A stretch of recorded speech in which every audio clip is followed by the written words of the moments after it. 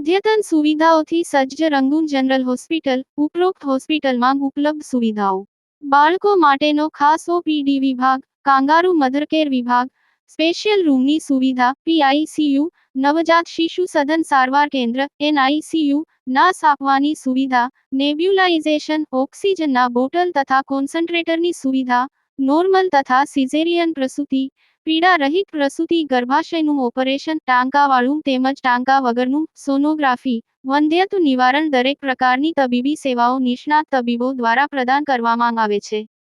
સરનામું: રહાડપોર ગામ પાસે, તાલુકો, જિલ્લો ભરૂચ. 15 વર્ષથી પાલેજમાં જૂના અને જાણીતા computer, laptop, CCTV camera service, printer repairing તેમજ નવા અને જૂના કોમ્પ્યુટર લે વેચ કરનાર.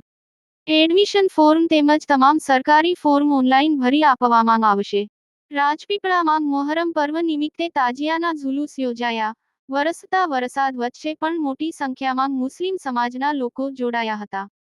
રાજપીપળા શહેરમાં મોહરમ પર્વ નિમિત્તે શહીદે કરબલાની યાદમાં વિવિધ વિસ્તારોમાંથી કલાત્મક તાજિયાના ઝુલુસ નીકળ્યા હતા. શહેરના દરબાર રોડથી પ્રયાણ કરી લાલ ટાવર, જૂની કોર્ટ, સફેદ ટાવર, નાગરિક બેંક, કાછિયાવાડ, કરબલા પૂર્ણ થઈ રાત્રિના સમયે પડેલા વરસાદ વચ્ચે સ્થાનિકોએ તાજિયા પર પ્લાસ્ટિક ઢાંકીને સુરક્ષિત રાખ્યા હતા. મોહરમના 9મા અને 10મા ચાંદ એટલે કે આશુરાના દિવસે આયોજિત ઝુલુસમાં મુસ્લિમ સમાજના મોટી સંખ્યામાં યુવાનો જોડાયા હતા અને ખભે ઊંચકીને તાજિયા કાઢવામાં આવ્યા હતા. કરબલાના વીર યોદ્ધાઓનું સ્મરણ કર્યું હતું. તાજિયા ઝુલુસના માર્ગે ઠેર ઠેર શરબત, દૂધ, કોલ્ડ ડ્રિંક અને નિયાઝનું વિતરણ કરવામાં આવ્યું.